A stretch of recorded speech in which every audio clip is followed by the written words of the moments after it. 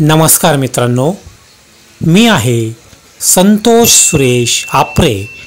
तुमचे सर्वांचे माझ्या ह्या रेल्वे वेळापत्रक यूट्यूब चॅनलवर स्वागत आहे। मित्रांनो, आजच्या ह्या व्हिडिओमध्ये आपण कान्हेगाव ते पुणतांबा लोहमार्ग पाहणार आहोत। तर चला मित्रांनो, आता आपण आजच्या ह्या व्हिडिओला सुरुवात करू।